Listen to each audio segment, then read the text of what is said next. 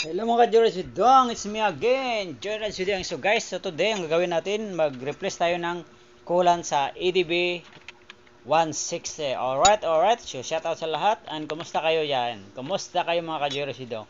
So ayan, ang unang gawin natin kapag mag-replace tayo ng coolant sa ating EDB 160. Ayan, tanggalin natin yung cover dito sa may radiator. Ayan, yopya, nakita nyo, tinanggalan natin.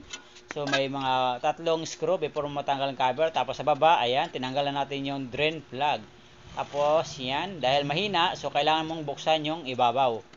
So yung kung saan tayo maglagay or filler hole niya, doon tayo magbukas. Ayan, bubuksan natin yan. I think is this is 10 mm. So ayan, binuksan natin para lalakas yung tulo sa ating radiator. Alright, nakikita nyo tumutulo? Ayan.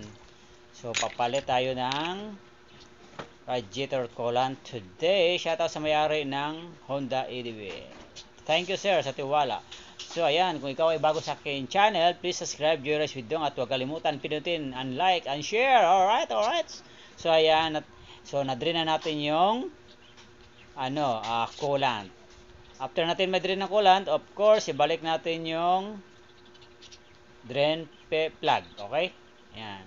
Binalik na natin. So, ano lang yan guys ha, careful lang kayo kasi plastic lang yan. Ayan. So, allen key yung gamit dyan guys.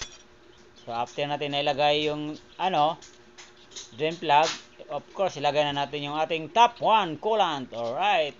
So, gamit natin is top 1 nga coolant guys. So, gagamit tayo ng dalawa nito kasi dito sa reservoir lagyan natin. So, ayan. So, nag-refill na tayo sa ating radiator. So, yan. Kaya, dandahan. Umaapaw. Yan. Yan. Nag-refill tayo. So, make it shortcut lang yan guys. Pinutol ko lang. So, bali, isa't kalahati ata. Ay, isa't at konti lang ako nalagay dyan. Ayan. So, start natin guys para malaman natin kung okay na ba.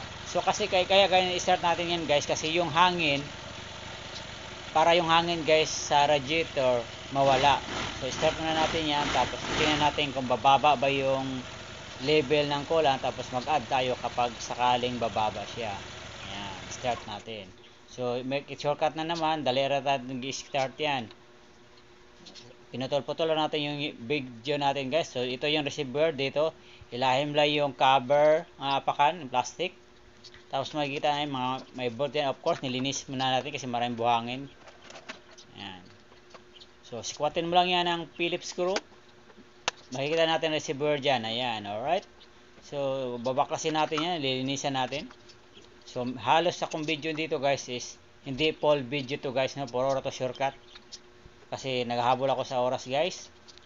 Ayan. So babaklasin mo yung panggilid dito guys para matanggal mo sa ilalim yung receiver.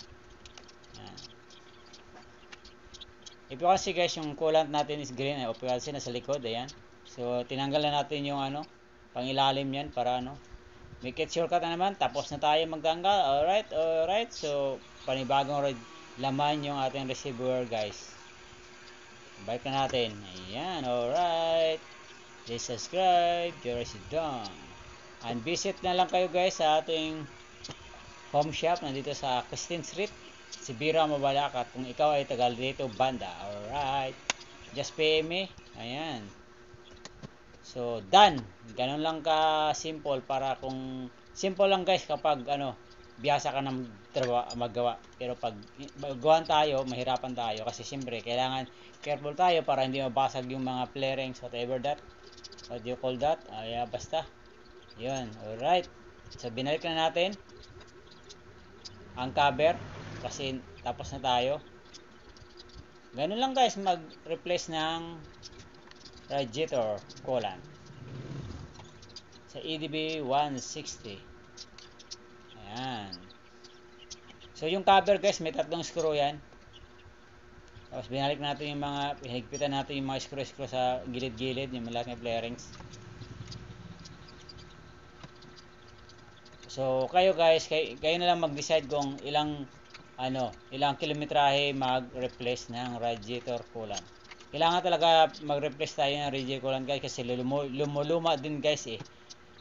Kasi diba heat yung engine natin, so siya yung nagpapalamig, mawala yung combustion city, kaya kailangan mag-replace tayo. Bye!